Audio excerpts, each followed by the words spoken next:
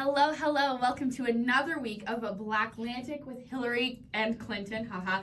And we are together in person. We are still in Halifax. This is another episode coming from our slammed Juno week. And we are so excited to be here with Lavender, a beautiful, beautiful musician from PEI. And before we get into the conversation, our intro.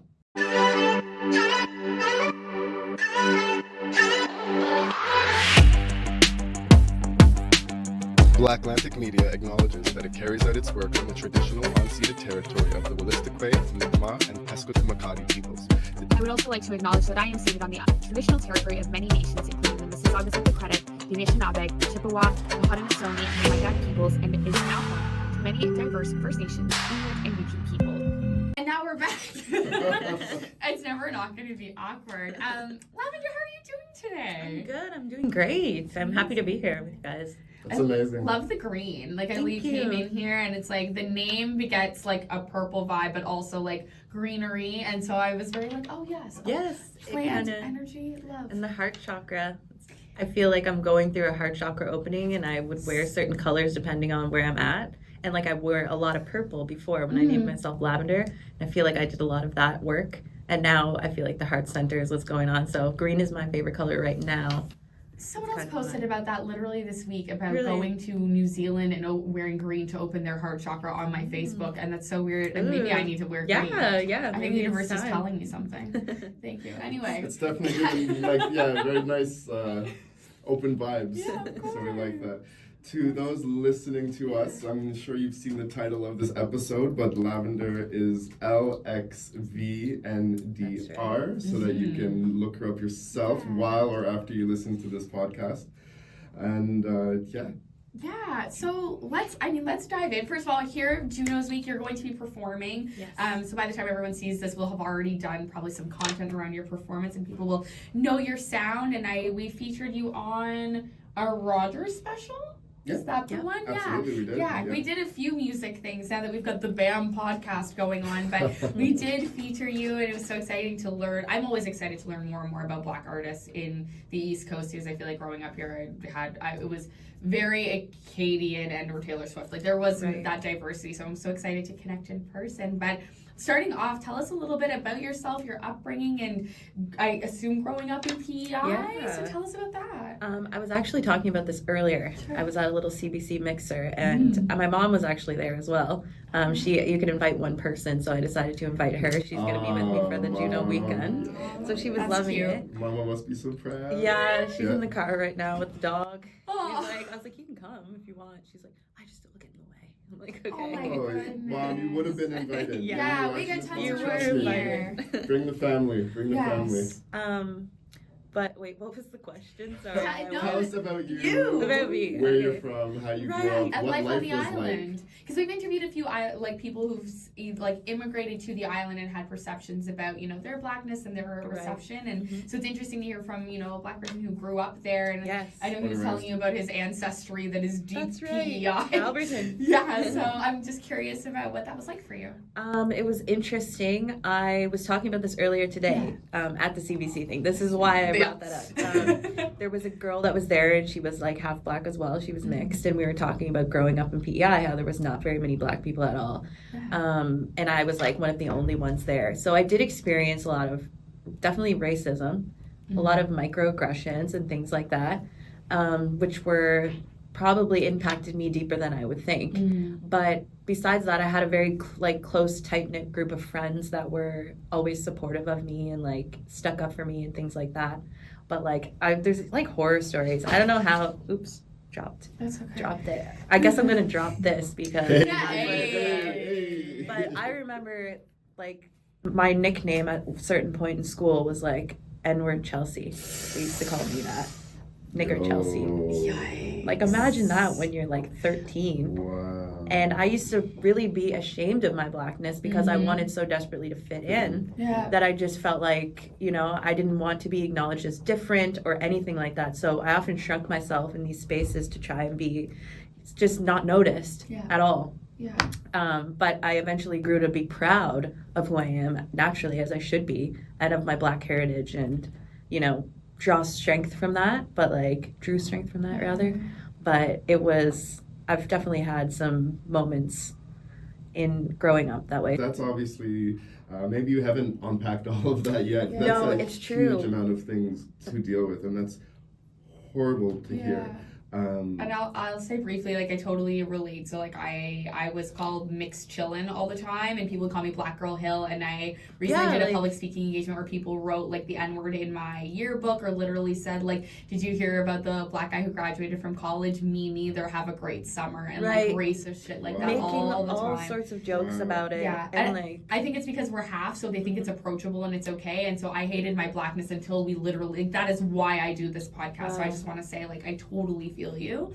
And you're not alone in that feeling at all. And I kudos for you, like, getting to a place now where you're, like, out of all of that. I am proud of who I am, because it took me 25 years to get there, and I am still working through it. It's not easy. Absolutely. Did you laugh it off when they said those things? I Just did. accepted it I as actually coping just mechanism? didn't even react. I would just make it seem like it's okay, even because I didn't want people to look at me differently, and I would just laugh it off. But then at one point, I remember I was drunk with my friends in the park, and someone had said something, and I was like, I got angry, and then he was like, oh, I'm so sorry, like, I won't say it again. But it never even occurred to me that I could stick up for myself. Yeah. Because I felt like I didn't have a right for some reason. Yeah. Which is interesting. Like, I don't know what that was about, but I think for me that came from feeling like by being half white, I wasn't experiencing the same severity of racism as dark-skinned people, and so it's like, well, I don't have a right because there are real people, like, facing, like, from the African diaspora and from slavery that are facing worse than I am, because at least I'm half, and so I'm getting a lighter brunt. But I welcomed all of it. I encouraged people so that I could sort of get an upper hand on being racist to myself. It's nice to hear that, because I also did the same thing. Like, you know what I mean? Like, I never tried to stop it, except for that time when I was drunk, and then it occurred to me I could. But, like, before that, you just try to, I don't know, you want to be accepted. You want to be spoken to like you're a regular human being, for people to care and love for you without seeing you as like this crazy different being. But we say that about racism all the time. You know, there's not necessarily many crosses being burned on front lawns anymore, or people being hung and dragged by tow trucks, but it's that reminder, or that feeling that we're not just simple human beings who can exist in our own skin, and that we don't belong. My experience was a little bit different. We're all interracial in this room, or intercultural, as I like to call it. And while I grew up in Toronto, among many cultures, including black and white people, there's a duality with you in the terms of you being considered black and also interracial. So even though I grew up in Toronto, at that time, there weren't any interracial kids. There were no half black, half white kids. I was alone in that regard. And it's a double effort of trying to fit in, and where do I fit in, and not only being black and dealing with the racism, but just what culture do I even belong to? So that's something that the three of us in this room, I think, can deal with really well, or understand really well. But you said there was a point in which things changed. You started defending yourself, you started sticking up for yourself, you realized you had it. Was it that night, or did it come later? What was the transition that allowed you to change? And do you still speak to those people? I do, actually, those people, because the thing is, they're not malicious, they're not evil people, believe it or not. They I don't know what, maybe their parents told them that was okay, maybe, you know, it was normalized because there wasn't any other culture, you know, besides white culture there at the time. So they're actually nice people, and like nowadays, they've grown. Yeah, like, and I wouldn't like, you know, be hateful towards them, because I understand everybody has their journey kind of thing, but it was definitely damaging. So what was your journey from accepting it to not accepting it anymore? I don't really know what all transpired, to be honest. It was just a coming of self, maybe a coming of age. I'm not really sure the details. I can't remember, but it was like I woke up one day and felt, because I have a memory of being like 8 years old, and I was on the bus, and there was a black person that was dark that came on the bus, and I remember looking at them like they're different and weird, and I had a realization to myself, like, that's me. And because people were doing that to me all the time, right? So I was thinking they were like darker than me, and I remember thinking like, oh, like this person is weird, and then I thought, why are they weird? And my 8-year-old self was like, that's me right there. And so that was something I remember, a memory I have anyway from being young.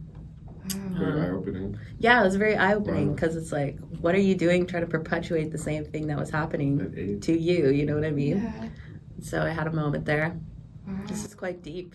Hey, Hey, it's yeah, already we taken will for get an into the amazing music. 10 minutes. Yeah. But yeah, when we do this show, it's not just about what the person does, it's who they are and their experiences and their life of being Black in Atlantic Canada. And I'll say, I still talk to the people who said those things about me too, because I guess what I realized is that I think that kids are just inherently curious and they want to push boundaries. Yeah. And I don't think that necessarily they meant to be racist. I think I wasn't telling them to stop. Yeah. And I think if you don't have self-esteem and you don't set boundaries within yourself, Then then how who's are they going to gonna tell know? them anything? Yeah. So I totally feel that, but I would be curious to see if there's like a parallel between like your music career journey and how you saw yourself, and I was if wondering. that Oh, changed, and yeah. if there's a timeline there. So once we get into the music, I was- I'm curious I was at what wondering point. that. Yeah, That helped It strengthen definitely the brought song. us journalists. Yeah. Same one. You guys are doing great. Yeah, amazing. I guess, well, I want to Yeah, ask, yeah. because we spelt out lavender, LXNV, wait, I'm dyslexic, not actually, LXVNDR. But your name is Chelsea, and so we talked about, the purple and then the green and the heart chakra, so I'm curious if you want to more openly describe why you decided to go with that name, why that spelling, Sure. why an artist moniker versus just being Chelsea. Yeah.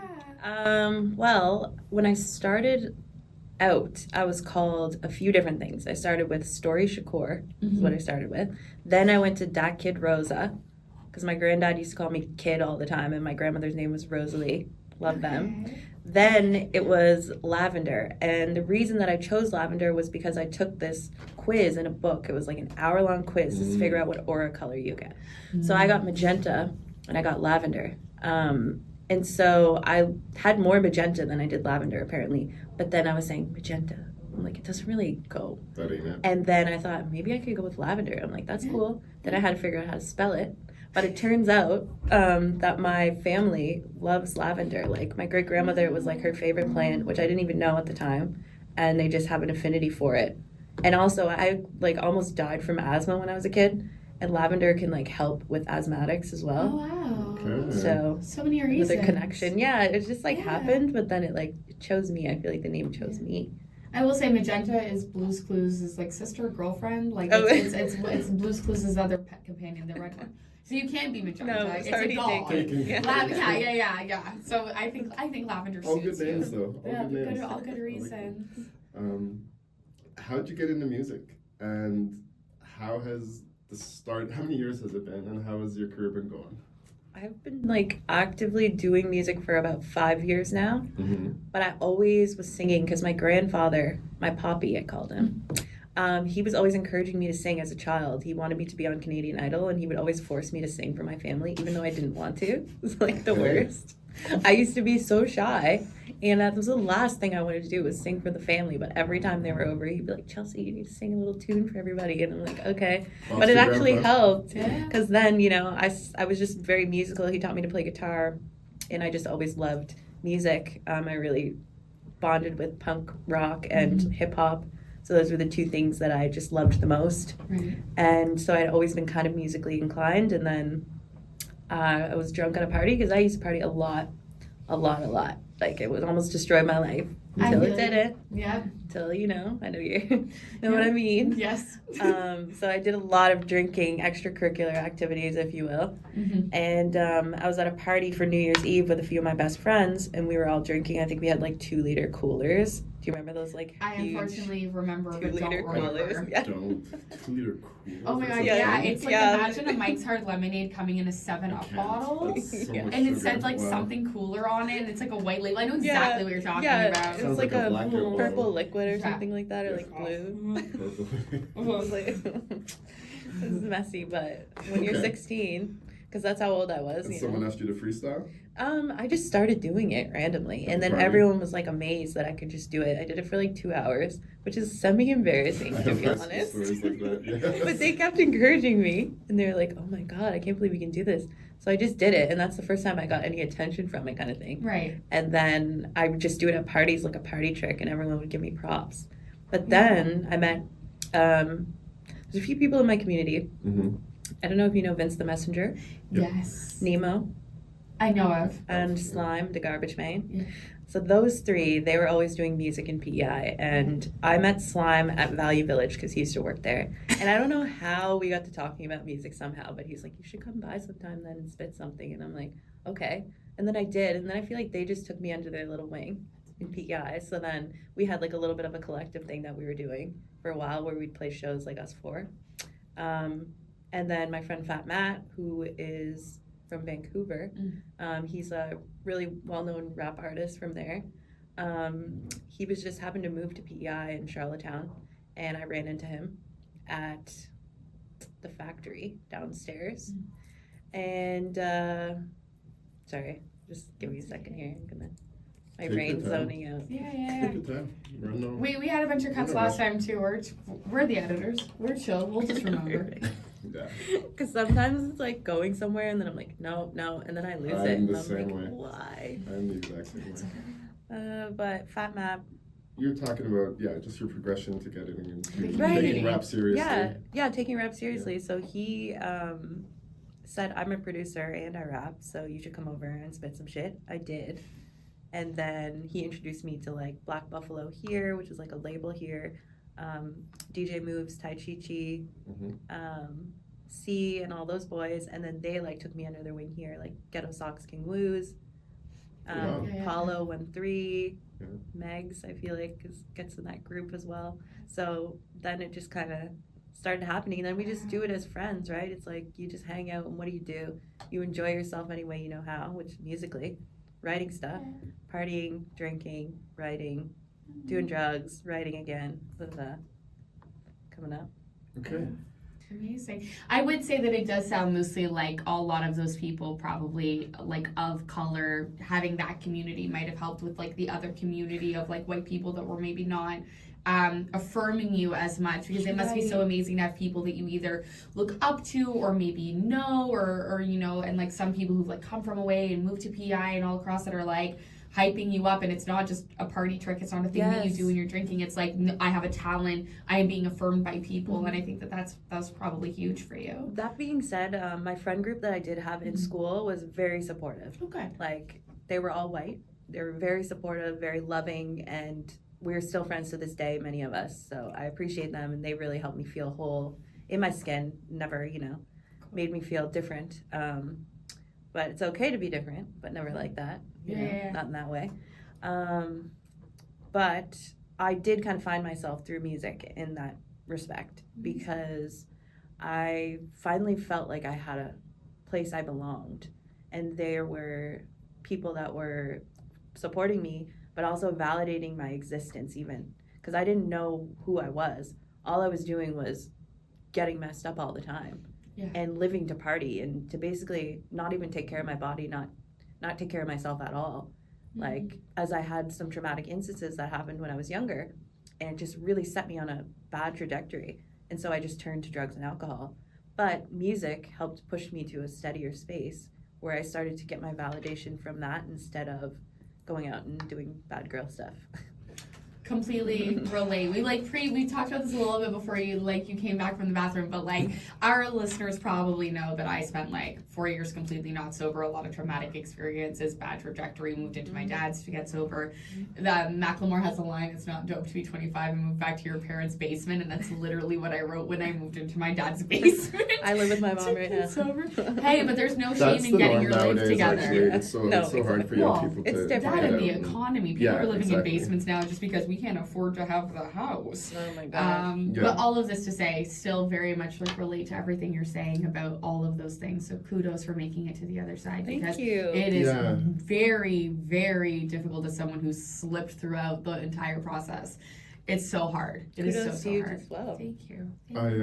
That's interesting, and I don't think we can get into that today, but I've encountered many people, including myself, I don't talk about it often, who are intercultural and had like major problems with like drinking and other drugs, and I wonder if that's part of like a coping mechanism of anything childhood that happened to us. But in high school, I last year as a high school, I partied uncontrollably, and at house parties I did a lot of freestyling too. And I bet those group of friends that Hillary mentioned were probably some of your biggest supporters. Yeah. Once you started, they probably thought that was the coolest thing in the world when you started rapping in the PEI high school, right? They let me do it for 2 hours straight. I don't know what. Yeah. They must have liked it. Yeah, no, but they course. kept doing it, and but no, I don't talk like there was like 6 years where I'd be drunk 6 nights a week, right? And partying totally and just normal. trying to forget about life. Yeah. I definitely think it's probably like an identity crisis coping mechanism that we all have, mixed with like an East Coast thing for at least here. Intercultural people I know who have the same issues that we're talking about, and I also just think that a lot of people have these issues that don't talk about it, know. and we don't talk about like how youth partying can lead to these issues, and we see it as a phase, and it's like it's a phase until we're like homeless or dead in a ditch, and then it's a real issue. I feel like it's definitely the white side of us, because well, considering my mother was an alcoholic. So we've all heard your music, but to audio listeners who might be discovering you for the first time through a podcast, describe your music to anyone who hasn't heard it before. Oh my gosh. Well, today I got the compliment of having a little bit of Lauryn Hill / No Name vibes. Okay. I feel like it's kind of like SZA-y, but then also I have this like hardcore edge at times too, that I don't know what I would describe that as. I'm trying to think of like some femcs that I really liked. Would it be like an underground rap meets punk kind of feel, like the edginess of it, and at bars. times jazzy, like that's true. Yeah, I don't know. I always find that's a hard question. So hard sometimes. to define your music, and I get that. And you don't want to necessarily be put into a box, but I just like to hear. It's a personal thing. I like to hear, like, how would you describe it? But that makes sense. And you don't want to compare yourself to other femcs, but of course, there's only so many sounds out there. So, have people compared you to other female artists? Definitely SZA, Lauryn Hill, No Name a lot. Great artist to be compared to. Yeah, absolutely. Amazing. So you by the time this year's have already performed, for the Juno Fest, which is so exciting. What does it mean for you, and like how do you feel representing PEI on a Halifax stage, and like in a way for the entire country? Do you feel that do you tell people, do you feel you're representing more PEI right now in your life, or Halifax? I feel like both. I feel like both. I'll always represent PEI too, though, just because I grew yeah. up there and like I have the love for the spot. Like absolutely, it's so beautiful in the summertime. Like I love it there. I'll be visiting. There this summer. Yeah. Okay. Cool. Well, if I'm around, I'll be like, "What's up, beach?" Are you going to the ECMAs? Actually, not this year. Okay. But I might go down. It is in PEI, so or even just to attend. Yeah, exactly. Just to see some acts. I haven't totally decided yet, but I didn't end up going to ECMAs this year. I actually been taking a break from stuff for my mental health. That's fair. Very important. Yeah, very important, and I definitely needed it. I was struggling with agoraphobia. I couldn't even leave my house. Oh, wow. So, and even coming here is a struggle, a little bit. Like, I do struggle with it. Like, I don't sometimes leave my house for days on end because I have this, like, nagging feeling of needing to get to a safe space. I presume it's from traumas and things like that. I get that. But because that was before COVID, too. Yeah, COVID definitely made it worse. Of course. But, I mean... coming out. Yeah, well, thanks for being here. And I love doing this, right? Like, I love music. I love meeting up with like-minded people, and I'm just happy to meet you guys today, and I'm glad to. So, of course, I didn't want to turn it down. It's just my little demon in the corner that's being like, what are you doing? Don't leave. Let the demon sit and realize it's all good. Yeah, exactly. That's Welcome to the table, demon. I'm in the integration phase, yeah. I think I've got a demon over here, too. Don't worry about it. No, I get that. So good. So, I mean, so back to the question, but with that in mind too, like keeping in mind the fact that you've been taking that step back, like how do you feel about performing, and how excited are you about Juno Fest, and talk us through? Yeah, I'm very excited, and I also feel very honored because I wasn't expecting to actually be asked to do that, so it was kind of last minute as well, so that just came through really clutch and just shocked me, and I was just amped about it. But since I haven't been performing a lot, like today I had a 2-song performance, but it's like, it feels nice to get out and do my thing again, because as an artist, I feel like you get almost stuck if you don't perform and you don't do your artistry. Like it's almost like the flow is crinkled up. Otherwise, then I can do this and it'll be in a stream again. But That makes sense. Interesting. So you find performing is one of the things that actually helps you grow in terms of your creativity, not just Yes. your stage experience. And it totally clears, like for me, I feel like it clears the chakras. Like everything becomes Comes more in out. tune, and it's like a purifying. Release thing. the blockages. Yeah, like it really does that for me. Amazing. Huh, you're definitely very in touch with your spiritual side I and try. energy and auras and everything like that. You have stones? Are you one of them? Oh, yeah. Are you one of me? Yeah. I've got I'm some like, do I crystals have there. them in Yeah. I sell them. Oh, look at you. I don't She's know. like, Plug it right She's now. like, yeah. I came here Yeah. with some lapis. I am here with, Like, I'm with here. some rose quartz. Snake Petal Healing is my Oh. business name. My boyfriend's not gonna like this part of the segment, but that's okay. He doesn't like snakes. He's a white boy who's like, what's with all these rocks? I'm like, nothing. And then I go to a death doula and have to You pretend. guys some stickers. Oh, sticker! Look, listen. Stick for you. Love the sticker. Oh, that's so cool. Stick for Thank you. you. So is this your logo? Put these on my Yeah. speakers at home. So for all of the people looking, you're looking at a skeleton giving the middle finger with some beautiful jewelry and lavender coming out, which is really dope. Yeah. I really you. like it. God damn it. So cool. I might not even have stones with me because obviously I wouldn't today. Well, that's okay. But I surprising appreciate that I you don't. are one of those people. I appreciate Surprising. that. Amazing. Yeah, you are very in touch. I love that. How has living in PEI and then moving to Halifax, how has that influenced your sound and identity as an artist? You know, I feel like as a person, all the experiences that you go through will always affect your sound in a way. Mm-hmm. And for me, just being happier and having more freedom has also opened up many doors for me to explore my sound, and then also collaborating with like all the dope artists around here. Like it's been very expansive. Of course. Makes sense. Amazing. And what was the application process like? Did a lot of your friends apply as well to perform at the Juno? Were you approached, or I was is it a submission approached. thing? Yeah. I was approached. I Okay. didn't even apply, and then I got an email from Dana at Music Nova Scotia, and she was like, Wow. "We have a gig. Do you want it?" And I'm like, Heck "Yeah, Yeah. of course I That's do." dope. So I was really amped about that because I mean, like I said, I've been trying to take a break, and lots of good things have been coming to me musically for a really long time, and so I feel like it's one of those like fated things because things just flow, they just happen, and it's like kind of easy in that sense. Mm-hmm. Like I don't know if it's easy, but it's like it flows in a nice way, like serendipitously.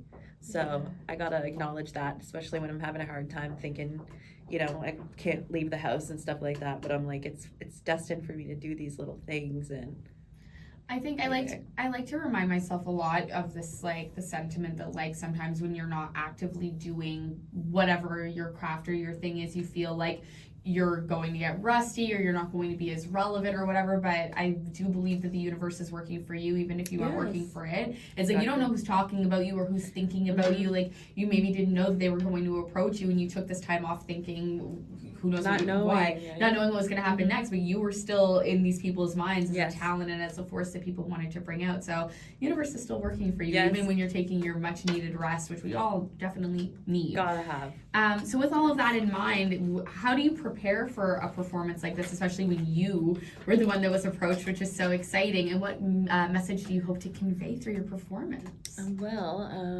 I prepare pretty lax because that's just how I am. I'm kind of like one of those like go with the flow, unorganized people. So I went through my set like kind of just threw it together, being like, what do I want to do? What are my favorite songs right now that I feel like performing? Because as an artist, it's like sometimes you feel like you do the same songs over and over again, and you don't feel excited about them anymore. So slapped those together, did a rehearsal with Uncle Fester, because he's going to be backing me. He's going to be DJing for me, doing some cuts and stuff like that, which is going to be sick. Cool. But I didn't do that much. Today I got a rehearsal in basically because I was rapping. So then I might rap a little bit more at home and then tomorrow there's the show, and usually sometimes I get my warm-up while I'm up on stage, which is kind of like back ass words, but it's just how I've always done it. What's the second part of the question? I was the message? What you hope to convey. I generally like to bring a message of mysticism and like just kind of there being more than meets the eye, but then also I like duality as well. Yeah. Because I'm an Aries Sun Libra Moon, I have duality big time. They're sister signs, complete opposites but the same at the same time. So I have conflicting forces within me at all times, and I think it comes out in my music. Wow. Like a Gemini, but not. Yeah, exactly. I get you. It's like sort of, kind of not really. Yeah, understood. By the time people watch this podcast or listen, Juno Fest will be well over. And we'll have to share your performance. Yeah. Love the next. After Juno Fest, do you know what you plan to do as a musician? Do you plan to continue to take some time off and a break? Do you have future projects or collaborations you're thinking about?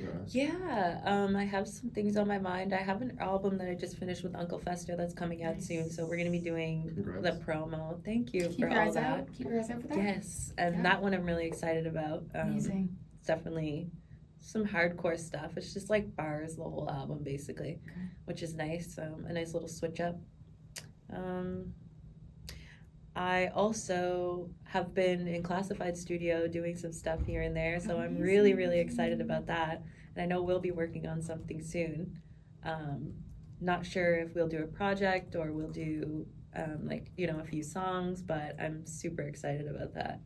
Which I feel like I've been waiting for this. Yeah, I mean, I've seen him a few times. We saw him yesterday at the block party, and he always brings such a good crowd and is so talented and so supportive. So it's nice to hear that he's, working with, other people young and up and coming. And he's so kind and very, very well polished, just like a stand-up guy. Of course. Amazing. Did you want to ask this one? I can. Sure. Everyone knows that it's very hard as an artist to necessarily support a lifestyle and make a living and a career out of it. It's been known for decades, right? And especially in Canada, being a breakout artist with so many musicians trying to do it, and you're obviously breaking barriers and making strides in it. But what are your views on the Canadian music industry currently as it stands, and how it supports artists in general, and particularly Black artists making this kind of music? Well, I know that it hasn't always been the most supportive space for Black musicians that are trying to get their voices heard. For me, I feel like I have been lucky in that I've been kind of at the forefront of those voices being chosen to be able to, speak, but it hasn't always been that way. Like, I remember a certain artist that is a friend of mine saying, he's a Black artist as well, saying that he couldn't get funding from Music Nova Scotia for years and stuff like that, and they wouldn't take him seriously, even though his artistry is beautiful. I'm not gonna say his name because I don't want to. No, but but they're working on changing that. I know they are, and they have been, and they've been really good so far to be more inclusive with Black artists and things. Because for a long time, I think the people that were just running things were only wanting to choose what they like. And in doing that, people are getting left out. So that is some of the questions, right? Is it intentional? Is there intentional gatekeeping? Do they not want us in the industry? Or are all the A&R reps or people in these music organizations, do they just not understand the culture and the music? And so how can they pick what's good, and how can they pick who they want to reach out to perform and stuff like that? And in many industries where even after the murder of George Floyd, we see all these promises of more inclusion and diversity. It hasn't happened. I do feel, at least in Atlantic Canada, there is an effort being made to be more including and diverse in terms of, I keep saying our kinds of music, but I just mean like rap and R&B and reggae and soul and blues and stuff like that. So you see that as well. And people you speak to in the industry, it's not just like virtue signaling. There is more of an effort to include. It's changed for sure. Artists of African descent in music. Well, that's really great too. Do you have a question? I see that there's one more here that I think is really interesting in terms of artists striving to maintain originality and coming up with new ideas and new sound. And just curious, how do you navigate that and stay true to your artistic vision while also coming out with new things as, you know, the music industry grows and grows and grows? Will you ask me that one more time? Absolutely. How do you navigate the challenge of maintaining your originality and staying true to your artistic vision? Oh, that's a good question because We try. I'm like, I was like, that's a him question that I just stole, but like, it's still good. Our questions. Our questions. like, how do I do that? Oh my gosh. I mean, growing up in a predominantly white area, I was afraid to be myself. Yep. I really owned my originality as I grew into that and started to really see it as something that is positive instead. So I kind of feel like, and especially even being like a female rapper, sometimes I'm the only one in the room, and it's been like that for a long time. So it's something that I feel like has been constantly, I've been chipped and molded away, and now it's becoming more polished in that sense. So I can kind of just be myself everywhere, because I think that everyone's original little freak inside is the best version. So I don't struggle to be myself, except by times I get social anxiety, but I know that deep down I just have to keep it real. You got to be original, and nothing really stops me from that, because I know it's the special sauce, if that makes sense. It makes perfect sense. I actually wasn't super familiar with the term agoraphobia, and when you were describing that to me, I was just thinking social anxiety, because I have crazy social anxiety. I love people. I love being around people. I love to go out and do things, but I get this crazy anxiety about doing it before I get there, and then once I get there, I usually have a good time. But that's interesting and wild. And we've talked a lot about music and Junos, but so this may be an easy or the hardest question for you. Other than the music that you do, before we wrap up, can you tell us more about how Lavender spends her time and her life outside of music? Yes. Oh, for sure. I'm like a pretty big homebody, so I spend a lot of time at home. Not even because I'm like forced to by my brain, but because I enjoy it there. I'm taking a herbology course as well, an at-home herbology course. Okay. So I've been into that. I like to read about mysticism. I'm reading this book called The Third Spiritual Alphabet right now. Cool. And it's basically like, I think it's called Carmelite priests and stuff like that. Basically, it's the road to God, just like a book that speaks on the alphabet. There's 6 volumes, I believe. This is the 3rd one. It talks about like how to reach that point in union with God or something like that. So I don't know. I like to read stuff like that, like anything mystical I'm into, or like esoteric. And then plants, I really like that, and I like skateboarding. But like I spend a lot of time at home just reading and being in my own little world. That's great. That's super cool. Yeah. I mean, your little world is producing some cool stuff. Yeah, so I guess so. Be authentic and one with yourself, and good things are coming from it. So keep it up. Darn it! I had one more question for you, and it escaped my mind. That's going to bother me. But before we wrap up today, is there anything that we didn't talk about? Any questions we didn't ask, or anything that you think is important for people who are already know you or who are listening to you for the first time that you'd like them to know about you? Well, I don't know about anything about me particularly. I mean, I always have the message of keep fighting the fight, because you've got to keep going. Things will get better, even though it seems very dark. Sometimes one day is awful, but the next morning you open your eyes and the most beautiful thing happens. So I think that's very important.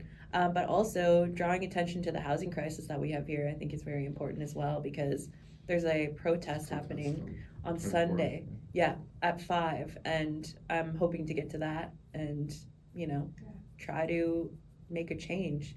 The housing crisis here is quite Housing crisis everywhere is right it's now countrywide, and it's absolutely abhorrent. And like removing them from where they're at, I think is really inhumane. And what's going on with the Halifax housing crisis specifically? Obviously, all over the country, there's not enough places to live. The rent is skyrocketing. But removing people from the houses during the winter, for not being able to pay rent. I don't even think that's not that. Moving their encampments. Their encampments, tent cities. exactly. Tent cities. That's ridiculous. Yeah. And I mean, I guess, of course, yes, they're saying it doesn't look good for the city, blah, blah, blah, but how you can't just take a full human being and kick them out of a space and leave them with nowhere to go, you know? I think Tent City might look bad. A bunch of frozen dead people on the street would look worse. It's Let them worse. have their tents. Like, Exactly. I'll riot. Exactly. I'll start a fight. Like, no. You get it. Leave them alone. Yeah. Yeah. Well, my day job is in community health, and we actually are partnered with one of the community health centers here, and I've heard some unpleasant things going on behind the scenes in terms of like funding being taken away and police being called for situations that are actually happening in safe housing spaces. And so the issues go on and on at like a governmental and like funding level in terms of the just mistreatment and the fact that they don't see these people as people. And I think I'll at least speak for myself as someone, since we opened up about the sobriety journey, I'm very open about it because, as I said, I recognize that like one wrong move and I could have been, you know, no longer alive, but also one wrong move and I could have potentially been in a tent city. Like, I'm not going to assume growing up on welfare that couldn't have been a possibility. So if people are going to listen to me, I will advocate for them because I could have been them. You know what I mean? We all could be. Well, if we're not the 1%, we are almost all a few paychecks away from like homelessness unless you're really financially like well. And so you have to be realistic about all of it. But kudos for, you know, putting your feet on a protest despite the agoraphobia going out there. Yeah, see, going that's out my to a problem. protest. That's my problem because I want to be more present with a lot of things, but then I get, you know, I'm seeing a therapist soon for it and everything. So And important. we'll figure it out. We'll get there. Happy to hear that. I remember my last question. So when we discussed the issue of the topic of being Black, I always find that to be such an umbrella statement because what does that mean? Black people can be from literally anywhere in the world, like Canada, the States, the Caribbean, Africa, West Africa, Europe, Russia, China, anywhere. And then you come to North America and you're Black. So like Hillary's Blackness comes from Senegal and my father's Jamaican. Are you okay with saying like where your Yeah, I'm Blackness comes from? trying to think. For a while, so my father got an ancestry thing done. So that was awesome because I got to see mostly, I want to get one done personally so I can see as well, but his was Cameroonian, Nigerian, and Bantu people. Interesting. Nigeria pops up a lot. I will tell you that. So was your father born in PEI? No, actually. So he's from Halifax. Okay. He's a Brooks from East Preston. Okay. So so long heritage Yeah. in Halifax probably came up from the States. Yes, at some point, exactly. and I then- think the southern areas is kind of where my family also ancestry draws from as well. That's southern cool. states. That's cool. Yeah, my dad did the ancestry test and it popped up. He's from Jamaica, like I said, but that popped up mostly Nigerian as well. Okay. And there's a lot of similarities. My dad's just from Senegal. I'm like, sorry. No, Well, we haven't that's done any okay. digging, and Well, you grandma's know, still he's from alive, so Senegal. let's not put Okay. any shame out. It's from Senegal. I Yeah, mean, yeah. You know, like it's affected by colonialism probably, but not like the slave trade. No, Exactly. no, there shouldn't be. My dad likes to joke that he was not seduced by the white ladies on the boat and that our ancestry saw through their charade and was like, nah, you are not tantalizing me, and God. stayed away from the boat. Sorry, Dad, I'm sorry. That's so I funny. won't get in trouble. Okay. Yeah, before we... Thank you so much for listening. Make sure you check out Lavender. Again, that's LXVNDR, an amazing rap artist representing PEI and Halifax, Atlantic Canada. Make sure you find her, subscribe, follow it. If you really love her music, don't only stream it, find a way to support and purchase something, some kind of merch or something like that. And if you haven't already, were you gonna say it? Yeah, go ahead. I was just gonna say, stay tuned for the album that's gonna be dropping soon. We'll make sure to post and amplify when that's coming out so that you can get that good new tunes. And if you haven't already, make sure you like, follow, subscribe, and share this episode to help get us and, of course, Lavender's word out there. Yeah. All right. And we'll continue to enjoy Junifest. By the time people will see this, they'll have seen your performance, but we are so excited to be seeing you perform. Yay. And thank you for coming out to Thank being you. on the show. It's been a pleasure. I really have enjoyed talking with you guys. So I hope we you made you got feel very comfortable. deep. Yeah, absolutely. Okay. Amazing. And it got very deep quickly, so that's did. interesting because I haven't been interviewed like this before. People say that about There's us something that a I just lot. like to open up. What's your guys' sign? I'm an Aquarius, don't Cancer, mind. Surprised, Cancer. Ooh. So a lot of crying and like into aliens. Forget, I'm an Aquarius rising sign. Get it? I'm a Taurus. Taurus? Yes. Do you know your moon and rising sign? I don't. Ooh. I'll do I that can in a look it minute. up, Yeah, We'll do that in a I minute. don't know. No. Makes sense though. can figure it Very out. homey, making you feel comfortable with the Cancer and Taurian vibes. Like, absolutely. Absolutely. Great All duo right. too. On that note. We'll see you next week. Yeah.